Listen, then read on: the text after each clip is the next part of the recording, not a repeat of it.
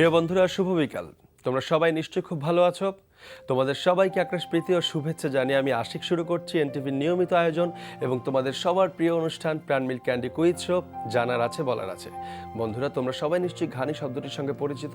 তোমাদের সবাইকে ঘানি সম্পর্কে আরও কিছু তথ্য জানিয়ে দিচ্ছি। ঘানি সরিষা, তিল, রেড়ি এবং নারকেলের শ্বাস থেকে পিষে তেল বের করে আনার ঐতিহ্যবাহী যন্ত্র।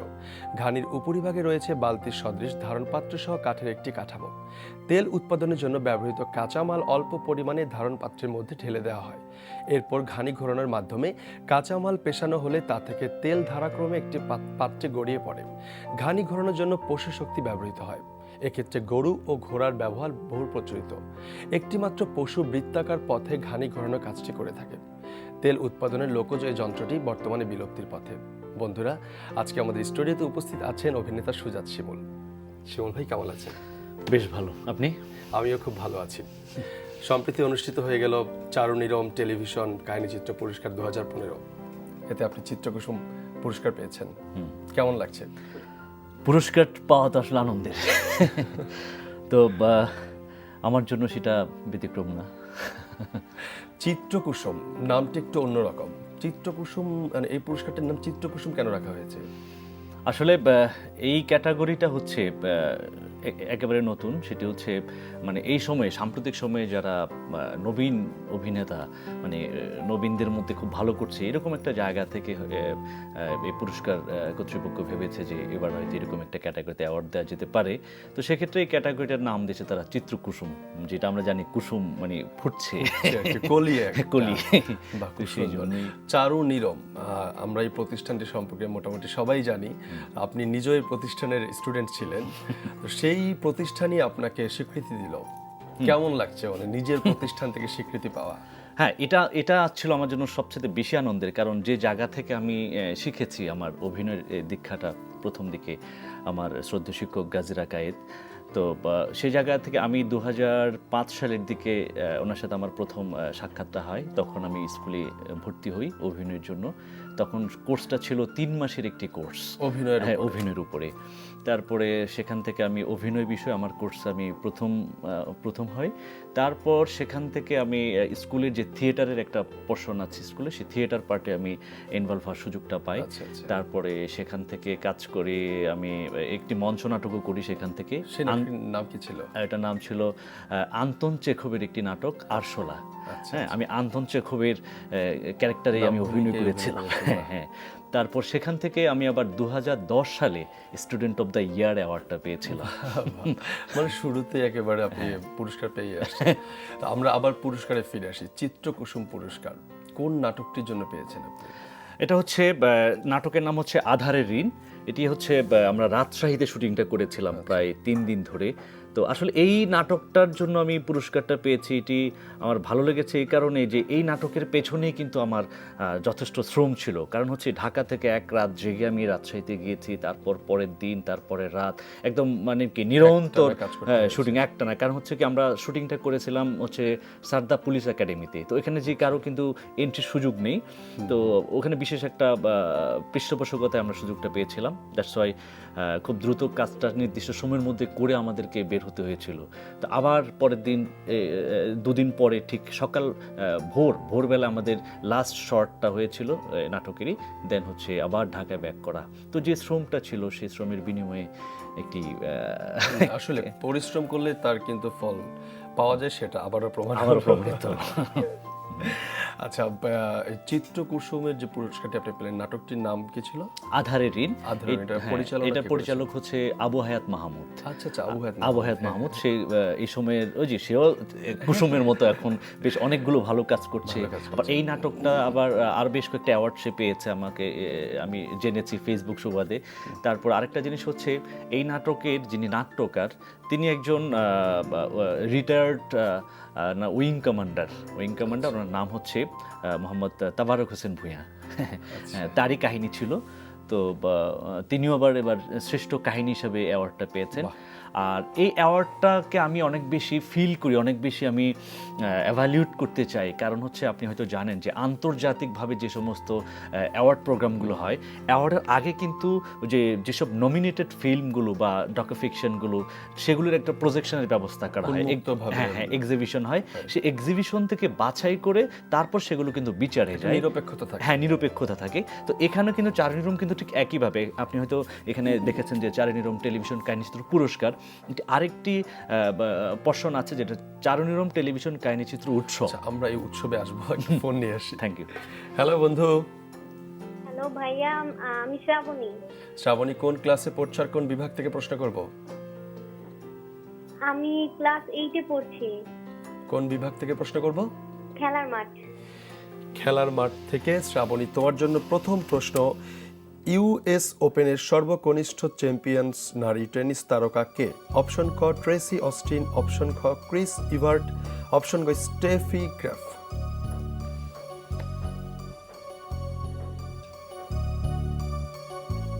বলো।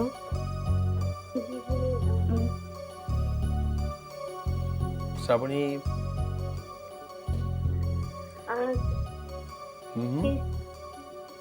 ঝটপট অ্যান্সার দিতে হবে, এত সময় নেওয়া যাবে না।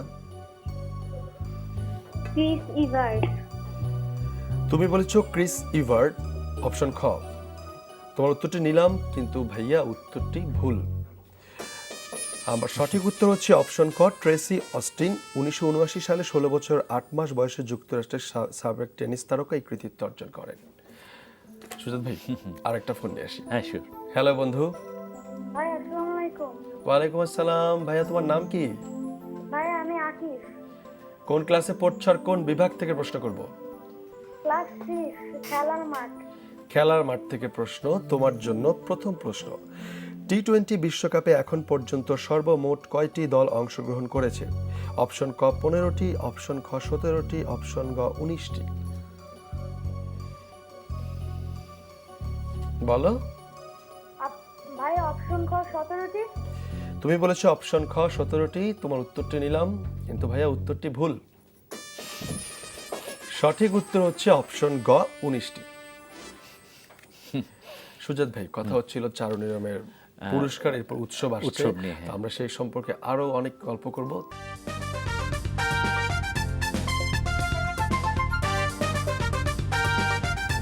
তোমাদের সবার প্রিয় অনুষ্ঠান প্রাণ মিল ক্যান্ডি কুইজ শো, জানার আছে বলার আছে। আমাদের সাথে ছিলেন এবং আছেন অভিনেতা সুজাত শিমুল। শিমুল ভাই, কথা হচ্ছিল চারুণী রমের উৎসব নিয়ে। উৎসব নিয়ে, তো উৎসবটা হচ্ছে এটি 2008 সাল থেকে শুরু করেছিল। তো আসলে ওই সময়টাতে টেলিভিশন চ্যানেলগুলোতে 1 ঘন্টা নাটকের সম্প্রচার অনেকটা কমে এসেছিল। তো আপনিও হয়তো জানেন, সবাই একমত যে আসলে 1 ঘন্টা নাটকগুলোর মধ্য দিয়ে আমরা এক ধরনের যেটাকে আমরা বলি থাকি যে চলচ্চিত্র নির্মাণের যে অনুপ্রেরণা, সেটি হচ্ছে 1 ঘন্টা নাটক। তো সেই 1 ঘন্টা নাটকটা বন্ধ হয়ে যাচ্ছিল। তো তখন থেকে এই 1 ঘন্টা নাটকের প্রচার জন্য আরও বেশি প্রসারিত হয়, সেই জন্য একটি আন্দোলন শুরু হয়েছিল, 1 ঘন্টা নাটক বাঁচাও আন্দোলন। সেই আন্দোলনের একটি ধারাবাহিকতায় এই আজকে পর্যন্ত, এই বছর পর্যন্ত এখনও চলে আসছে, হয়তো আরও সুদূর ভবিষ্যৎ পর্যন্ত যাবে। তো যেটা হচ্ছে এই উৎসবে 6 দিন ধরে, 7 দিন ধরে এই উৎসবটা হয়। প্রত্যেকদিন 4টি করে নাটক প্রদর্শন হয়, উন্মুক্ত থাকে। হ্যাঁ উন্মুক্ত থাকে। এটি হচ্ছে শাহবাগের যে জাতীয় গণগ্রন্থাগার শওকত-ওসমান মিলনায়তন, সেখানে এটা হয়ে থাকে। এবারও সেই ধারাবাহিকতায় 24টি নাটকের প্রদর্শনী হয়েছে। আচ্ছা, সেই 24টি নাটক থেকে তারপর সেখান থেকে বাছাই করে, সেখানে মার্কিং করা থাকে, অনেক কিছু বিচারক থাকে, সেখান থেকে মার্ক করে নমিনেটেড যে নাটকগুলো সেগুলো বিচারকদের কাছে পাঠানো হয়। তারপর সেখান থেকে বিচারকরা রায় দেন, তারপর সেই অ্যাওয়ার্ড প্রোগ্রামটি হয়। আপনি তো নমিনেশন পেয়েছেন অভিনয়ের জন্য, তো আপনার সাথে তো নিশ্চয়ই আরো অভিনেতারা নমিনেশন পেয়েছিলেন। হ্যাঁ নিশ্চয়ই, আমি পেয়েছি আধারের ঋণের জন্য। আমার সঙ্গে আরও 4 জন নমিনেটেড ছিলেন, প্রতিযোগী ছিলেন। তারা হচ্ছেন মনোজ কুমার, সে প্রণয়িনী একটি নাটকের জন্য গোলাম স্যার আব্দুল ভাইয়ের। তারপরে ছিলেন লাক্সের একটি মেয়ে, অভিনেত্রী বলি, হ্যাঁ, সে তার নাম হচ্ছে সামিয়া। তার নাটকের নাম ছিল হচ্ছে ওভার ট্রাম্প, সেটার পরিচালক ছিল অঞ্জনাইচ। তারপরে ফটোশুট নামে একটি নাটক ছিল, ওই নাটকের অভিনেতা ছিল আরমান সাহেব সম্ভবত আরমান সাহেব নামটা। বাহ, তাহলে বেশ ভালো ভালো হ্যাঁ, অভিনেতা অভিনেত্রীটাই ছিলেন। তো এবার চলে আসি আপনার বর্তমান সময়ের ব্যস্ততা নিয়ে, কি কি কাজ করছেন এখন? বর্তমান সময়টা বেশ ভালো যাচ্ছে। প্রথমে বলি আমি সন্তুষ্ট আর কি নিজের কাজ নিয়ে। সেটি হচ্ছে মানে খুবই রিসেন্ট যেটি শেষ করলাম, রবীন্দ্রনাথের এক রাত্রি। মানে আমি রবীন্দ্রনাথের কাজের আগে করিনি, তো এই কাজটি করতে গিয়ে হ্যাঁ একদম প্রথম কাজ। এটি ডিরেক্টর হচ্ছে অঞ্জনাইচ। রবীন্দ্রনাথের এক রাত্রি গল্পটি আমরা আপনি হয়তো জানেন, বেশ চমৎকার একটি গল্প। তো আমার জন্য প্রথমবারের মতো রবীন্দ্রনাথের কাজ করার যে অভিজ্ঞতা, সেই অভিজ্ঞতা থেকে বলছি যে আমার মনে হয় যারা আমরা অভিনয় শিল্পের সঙ্গে সম্পৃক্ত হচ্ছি, বড় হচ্ছি দিন দিন, সবারই আকাঙ্ক্ষা থাকে। হ্যাঁ আকাঙ্ক্ষা থাকে, এবং সবার জীবনে, সব অভিনেতার জীবনে একবার হলে একটি হলো রবীন্দ্রনাথের কাজ করা উচিত। তো এটি করলাম। তারপরে হচ্ছে ঈদের কাজ শুরু হয়ে গেছে এর মধ্যে। আর বর্তমানে 5টি ধারাবাহিকের অন-এয়ার আছে, চলছে। হ্যাঁ চলছে। আরও 3টি ধারাবাহিক খুব অন-এয়ার শুরু হবে খুব শীঘ্রই, শুটিং চলছে। তার মধ্যে এটা আমি বলতে চাই খুব ইয়ে নিয়ে, আগ্রহ নিয়ে, এবং সেটি হচ্ছে অঞ্জনাইচের 5টি ধারাবাহিক আমি করছি। মানে একই পরিচালকের 5টি ধারাবাহিক আপনি কাজ করছেন। একই পরিচালকের অনেক 5টি অনেক কাজ ধারাবাহিক করছেন। হ্যাঁ। আমরা শুরুর নাটকটিতে যদি ফিরে আসি, যেটা আপনার স্বপ্ন বললেন যে প্রত্যেকটা অভিনেতা বা অভিনেত্রীর আকাঙ্ক্ষা থাকে রবীন্দ্রনাথ ঠাকুরের স্ক্রিপ্টে কাজ করার। তো ওই নাটকটিতে আপনার চরিত্রটির নাম কি, বা আপনার চরিত্রটি কেমন ছিল? হ্যাঁ, এক রাত্রিটা হচ্ছে আসলে ওখানে যে নীল নীল পুরুষ চরিত্রটি নীল চক্রবর্তী, আর হচ্ছে যে এই নারী যে প্রধান চরিত্রটি সেটি হচ্ছে সুরবালা। তো আমি নীলের চরিত্রটি করেছি, সুরবালার চরিত্রটি করেছে জাকিয়া বাড়ি মমো, আমাদের সবার অনেকেরই জনপ্রিয়। বেশ ভালো একটা প্রোডাকশন হবে। একটা ফোন নিয়ে আসি, তারপর শুনবো বাকিটুকু। হ্যালো বন্ধু। হ্যালো সোনিয়া, কোন ক্লাসে পড়ছো আর কোন বিভাগ থেকে প্রশ্ন করব? ইতিহাস ও ঐতিহ্য। ইতিহাস ও ঐতিহ্য। সোনিয়া, তোমার জন্য প্রথম প্রশ্ন, মার্কিন বিমান কত সালে জাপানের হিরোশিমা নগরে আণবিক বোমা নিক্ষেপ করে?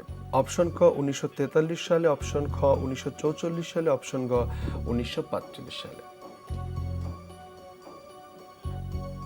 1944 সালে। তুমি বলেছো অপশন খ 1944 সালে। উত্তরটি নিলাম, কিন্তু ভাইয়া উত্তরটি ভুল। সঠিক উত্তর হচ্ছে অপশন গ। আরেকটি ফোন নিয়ে নিচ্ছি। নিশ্চয়ই। হ্যালো বন্ধু। হ্যালো, আসসালামু আলাইকুম। ওয়ালাইকুম আসসালাম। কি নাম ভাইয়া? ভাইয়া আমি আশা বলতেছি। আশা, কোন ক্লাসে পড়ছো? ক্লাস 7। কোন বিভাগ থেকে প্রশ্ন করব? জানা অজানা। জানা অজানা থেকে। আশা, তোমার জন্য প্রথম প্রশ্ন, বাংলাদেশে কতজন সদস্য নিয়ে ইউনিয়ন পরিষদ গঠিত হয়?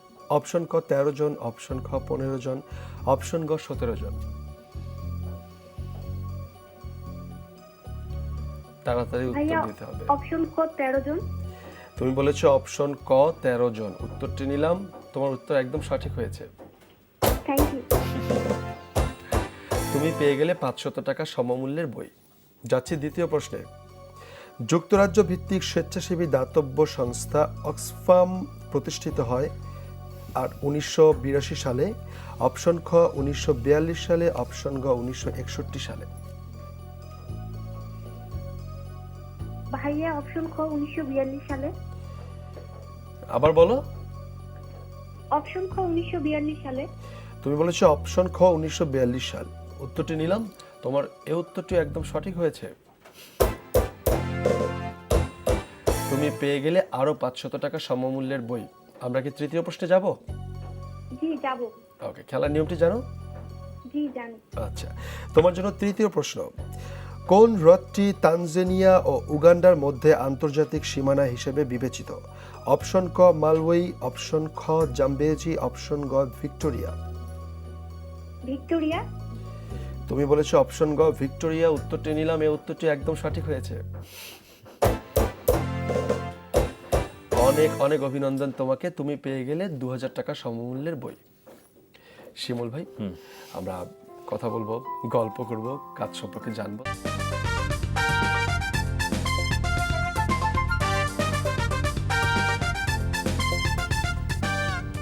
তোমাদের সবার প্রিয় অনুষ্ঠান প্রাণমিল ক্যান্ডি কুইজ শো। জানার আছে, বলার আছে। সাথে নিয়ে তোমাদের জন্যই ছবির গ্যালারি। তাহলে দেখে নি কোন বন্ধুটি অপেক্ষা করছে ছবির গ্যালারি খেলার জন্য। হ্যালো বন্ধু। হ্যালো, হ্যালো, কি নাম? শান্তা। শান্তা, কোন ক্লাসে পড়ছো? ক্লাস 10। ঠিক আছে, তাহলে ছবিটি দেখে নাও আর ঝটপট আবার প্রশ্নের অ্যান্সার দিয়ে দাও। ইনি টি-20 র্যাঙ্কিংয়ে বোলার হিসেবে 1 নম্বরে রয়েছেন, তার নাম বলো। অপশন ক স্যামুয়েল বদ্রি, অপশন খ কাইল অ্যাভট, অপশন গ ইমরান তাহির। কি? অপশন ক স্যামুয়েল বট্রি। তুমি বলেছো অপশন ক স্যামুয়েল বদ্রি, উত্তরটি নিলাম, তোমার উত্তর একদম সঠিক হয়েছে। তুমি পেয়ে গেলে 500 টাকা সমমূল্যের বই। তুমি কি জানো সে কোন দেশের খেলোয়াড়? না ভাইয়া। West Indies. যাচ্ছি দ্বিতীয় প্রশ্ন। ছবির এই ভাস্কর্যটির নাম বলো। অপশন ক প্রতিরোধ, অপশন খ প্রত্যাশা, অপশন গ চেতনা 71। চেতনা। তুমি বলেছো অপশন গ চেতনা 71, তোমার উত্তরটি নিলাম, কিন্তু ভাইয়া উত্তরটি ভুল। সঠিক উত্তর হচ্ছে অপশন ক প্রতিরোধ। সুজাত ভাই, এবার চলে আসি মঞ্চে। আপনি তো দীর্ঘদিন যাবত থিয়েটার করছেন, আরণ্যক নাট্যদলে কাজ করেন আপনি। সরাসরি কি আরণ্যক দিয়ে আপনার অভিনয় জীবনের শুরুটা হয়েছিল? না, আসলে এটা একটু পেছনে যেতে হবে। 2000 সালের কথা। আমি তখন চট্টগ্রাম বিশ্ববিদ্যালয়ে প্রথম ভর্তি অনার্সে। তখন আমি প্রথম আবৃত্তি শিখতে যাই চট্টগ্রাম শিল্পকলা একাডেমিতে। আচ্ছা আচ্ছা। তো আবৃত্তি শিখতে গেলাম হচ্ছে প্রমা আবৃত্তি সংগঠন। তো আবৃত্তি শিখতে গিয়ে সেখানে আবৃত্তি করি, শিখতে শুরু করি। তারপর সেখানে দেখলাম যে মঞ্চ নাটক হচ্ছে। তো খুব উৎসাহ নিয়ে গিয়ে দেখলাম মঞ্চ নাটক কীভাবে হয় একটু দেখি। তারপর দেখার পরে